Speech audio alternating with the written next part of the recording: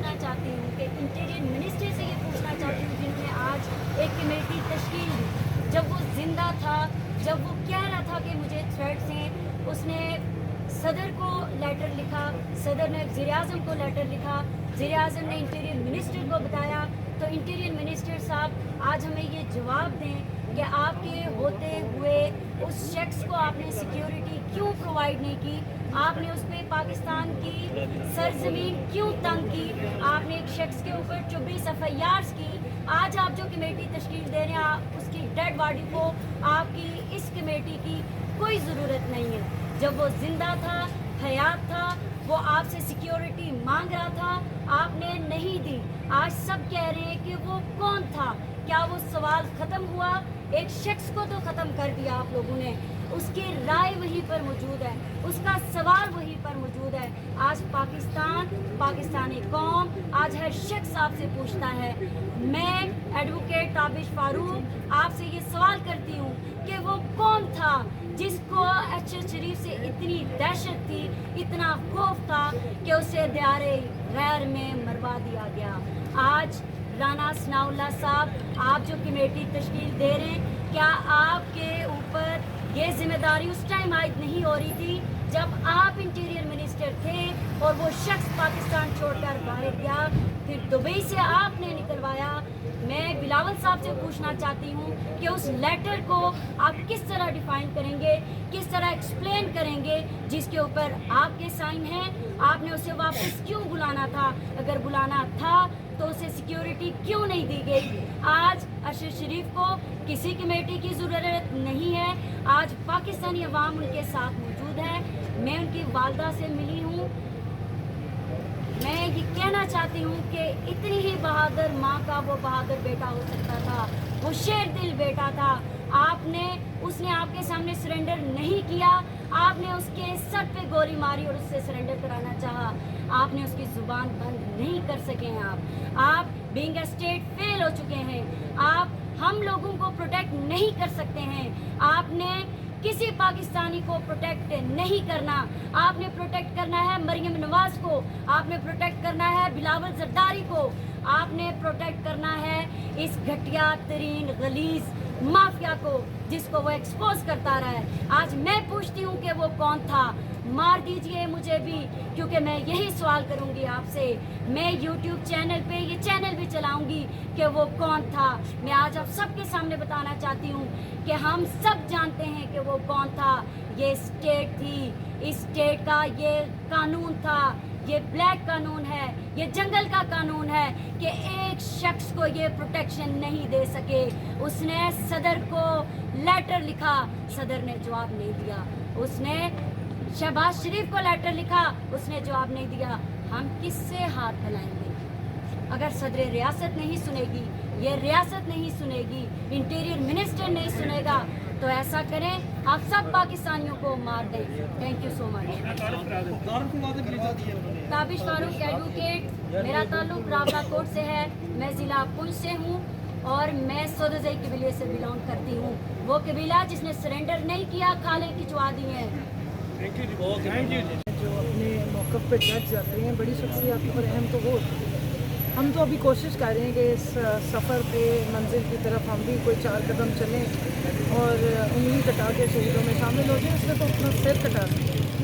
जो जिस तरह वो माफियाज़ के ख़िलाफ़ लड़ रहा था कि उसके लिए माफियाज़ नहीं है, ये पाकिस्तान की सरज़मीन जहाँ का वो बेटा था, जिस धरती का वो बेटा था, उस पर ये धरती तंग करती। फिर वो गया दुबई और वहाँ पे उसके लिए वो जगह तंग करके उसको वहाँ से निकलवाया।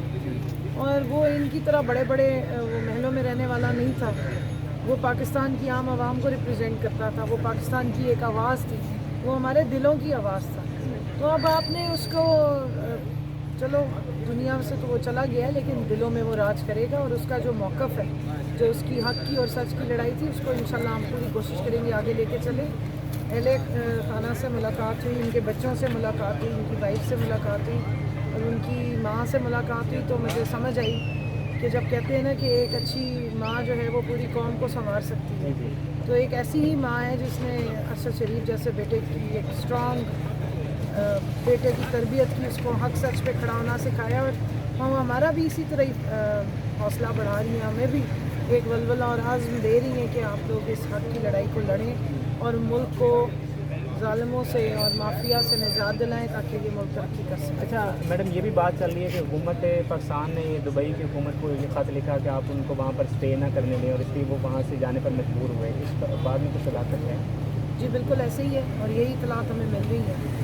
اور حیرت انگیز بات یہ ہے کہ یہاں منی لانڈرز جو ہیں وہ وزیر اعظم بن جاتے ہیں, پنجاب کے وزیر اعلیٰ بن جاتے ہیں, بڑے بڑے عہدوں پہ آ جاتے ہیں, کابینہ کے ممبران بن جاتے ہیں. ایف آئی آریں جن پہ مجرمانہ کٹی ہوئی اور وہ بیلز پہ ہیں وہ یہاں پہ کیبنٹ کے ممبر بن جاتے ہیں. لیکن ارشد شریف جیسا صحافی جو حق سچ کی آواز ہے, جو سچ بلند کرتا ہے اور جو ان کے کرتوتوں پہ سے پردے اٹھاتا تھا, اس کے لیے یہ ملک جو ہے اس میں ایک ٹائم پہ 10 ایف آئی آریں کٹتی رہی, اس کو عدالتوں میں گھسیٹا گیا اور پھر اس کے سر کی بولی لگوا دی گئی. تو یہ بہت عرصے تک یہ چیزیں چلنے والی نہیں ہیں. یہ ظلم کی جب انتہا ہو جاتی ہے تو ظلم ختم ہونا ٹھہر جاتا ہے. کل خان صاحب نے اناؤنس کر دیا, انہوں نے ارشد شریف کا حوالہ بھی دیا. اس کی قربانی کو رائے گاہ نہیں جانے دینا چاہیے. میں پوری قوم سے مخاطب ہوں. دیکھیں یہ ہماری نسلوں کی لڑائی ہے, یہ ہماری اس ملک کی بقا کی لڑائی ہے.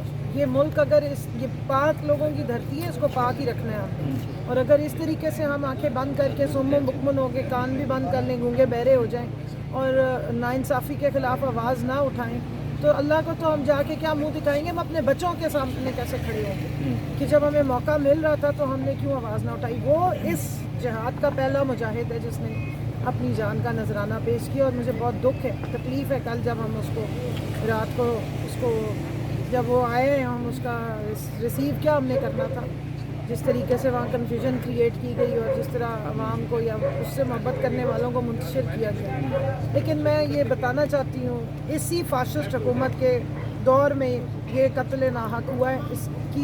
اس کا یہ جو ہے یہ آپ کی گردن پہ, یہ خون آپ کی گردن پہ, اور آپ ہی کو اس کا جواب دینا پڑے. اچھا, جب خان صاحب یہاں پر آئے تو ارشد شریف کی والدہ نے انہیں کہا کہ میرے بیٹے کی قربانی آپ یاد رکھنا, آپ گواہ رہنا. تو یہ حکومت تو ہمیں نظر نہیں آ رہی کہ انصاف دے گی. اگر آپ کی حکومت آ جاتی ہے تو آپ ارشد شریف کو انصاف دیں گے؟ دیکھیں, انصاف حکومتوں کی وجہ سے نہیں, انصاف اس کا حق ہے. کوئی بھی حکومت ہو, انصاف کے دروازے آنکھیں بند کر کے, وہ پٹی کالی باندھ کے, اس لیے قانون کو اندھا کہا جاتا ہے کہ وہ حکومتوں کے بدلنے سے انصاف پہ نہیں ہوتی. حکومت نے انصاف نہیں دینا, عدالت نے انصاف دینا. اور ہم حیران ہیں کہ عدالتیں جو رات کو کھل جاتی ہیں اور کٹہروں میں بلا کے شہباز شریف اور بلاول جیسوں کے موقف سن لیتی ہیں, وہ عدالت اب کیوں نہیں کھل رہی؟ وہ کیوں سو موٹو ایکشن نہیں لے رہی؟ وہ کیوں ایک خون ناحق کے لیے آواز نہیں اٹھا رہی؟ بنیادی انسانی حقوق جو آئین نے دیے ہیں, اس کی جو اگر کوئی اس کا محافظ ہے تو وہ سپریم کورٹ آف پاکستان ہے. حیرت انگیز بات یہ کہ جب ان کا دروازہ کھٹکائیں تو کہتے ہیں جی 2 ملکوں کے معاملات ہیں. مجھے یہ بتائیے کہ وہ ایک وہ تھا فورن جرنلسٹ پرل, اس کا جس وقت قتل ہوا تھا, یا ریمنڈ ڈیوس کا قتل نے جہاں پہ قتل کیا تھا, ان کی حکومتیں کیسے متحرک ہوئی تھیں اور کیسے انہوں نے اپنے شہریوں کے پیچھے سٹینڈ لیا تھا. تو میں یہ سمجھنا اور پوچھنا چاہتی ہوں کہ آپ پاکستانی لاوارث ہیں کیا؟ ہمارے جو آئیڈینٹی کارڈ اور پاسپورٹ بنتے ہیں جس میں پاکستانی لکھا ہوتا ہے, آگے اس پہ ہم یتیم اور لاوارث لکھ لیا کریں کہ ہم صرف یہاں پہ ٹیکس دینے کے لیے, یا اگر اپنی آئی ڈی کارڈز اور ہر چیز ہم یہاں بنوائیں, لیکن اگر ہمارے ساتھ دنیا میں کہیں کوئی پلس مائنس ہو جائے تو ہماری حکومت نے ہمیں نہیں پوچھنا؟ یا ہماری جو سٹیزن شپ ہے, جو ہم کلیم کرتے ہیں کہ ہم اس دھرتی سے ہمارا تعلق ہے, تو اگر باہر ہمارے ساتھ کوئی اچھی بری ہو جائے گی تو کیا ہماری حکومتیں یا ہماری اسٹیٹ ہمارے ساتھ کھڑی نہیں ہوگی؟ یاد رکھیں کہ 22 کروڑ عوام ارشد شریف کی وارث ہے, اور جو سبز پاسپورٹ وہ لے کے یہاں سے گیا تھا, ہم اس کا حساب لیں گے اگر آپ نہیں کھڑے ہوں گے. اگر ہماری عدلیہ اور ہماری یہ جو پرائم منسٹر ہیں, یہ اگر اسی طرح خاموشی اختیار رکھیں گے تو سوال بہت زیادہ اٹھیں گے.